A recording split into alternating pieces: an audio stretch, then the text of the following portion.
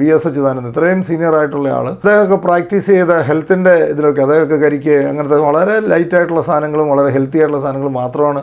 നമ്മൾ വളരെ സക്സസ്ഫുൾ ആയിട്ടുള്ള ആൾക്കാരെ എല്ലാവരും നമ്മൾ ഒബ്സർവ് ചെയ്യുമ്പോൾ അവർ ഹെൽത്തിൽ വളരെ സീരിയസ് ആണ്. നമ്മൾ പൊളിറ്റീഷ്യൻസിനെയൊക്കെ പല ആൾക്കാരും TV ചാനലൊക്കെ കണ്ട് ചർച്ചകളൊക്കെ കണ്ടുകൊണ്ടിരിക്കാറുണ്ട്. ഞാൻ എപ്പോഴും ചിന്തിക്കാറുണ്ട് എത്ര പേര് ഇവരിന്നൊക്കെ പഠിക്കാറുണ്ട്. ഞാൻ പൊളിറ്റിക്സ് നന്നായിട്ട് ഒബ്സർവ് ചെയ്യുന്ന ആളാണ്. അത് ലീഡർഷിപ്പും നേതൃപാഠവും പഠിച്ചെടുക്കാൻ വേണ്ടിയാണ്.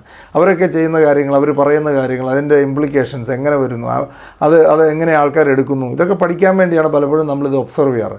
അല്ലെ അവർ പ്രാക്ടീസ് ചെയ്യുന്നത്. ഇപ്പോൾ നിങ്ങൾ ചിലപ്പോൾ കേട്ടിട്ടുണ്ടായിരുന്നു V.S. അച്യുതാനന്ദൻ ഇത്രയും സീനിയർ ആയിട്ടുള്ള ആൾ, അദ്ദേഹമൊക്കെ പ്രാക്ടീസ് ചെയ്ത ഹെൽത്തിൻ്റെ ഇതിലൊക്കെ അദ്ദേഹമൊക്കെ കരിക്ക് അങ്ങനത്തെ വളരെ ലൈറ്റായിട്ടുള്ള സാധനങ്ങളും വളരെ ഹെൽത്തി ആയിട്ടുള്ള സാധനങ്ങളും മാത്രമാണ് അദ്ദേഹമൊക്കെ ഉപയോഗിക്കുന്നത്. ആ പ്രായത്തിലും അടുത്ത പ്രാവശ്യം, ഇപ്രാവശ്യം പാർട്ടി തോറ്റെങ്കിൽ അടുത്ത പ്രാവശ്യം പാർട്ടിയെ ജയിപ്പിച്ച് 5 വർഷം കഴിഞ്ഞ് വരുന്ന ഇലക്ഷനിൽ പാർട്ടിയെ ജയിപ്പിച്ച് മുഖ്യമന്ത്രിയാകാനുള്ള ഡ്രീമുമായിട്ടാണ് 85-ാം വയസ്സിലും 90-ാം വയസ്സിലൊക്കെ ആൾക്കാരിരിക്കുന്നത്. ഇവിടെ സാധാരണ ആൾക്കാർ 55 വയസ്സായി കഴിയുമ്പോൾ തന്നെ ഇനിയിപ്പം നമ്മൾ സീനിയർ സിറ്റിസൻ്റെ ബെനിഫിറ്റിനെ കുറിച്ചാണ് നമ്മൾ ആലോചിച്ചുകൊണ്ടിരിക്കുന്നത്.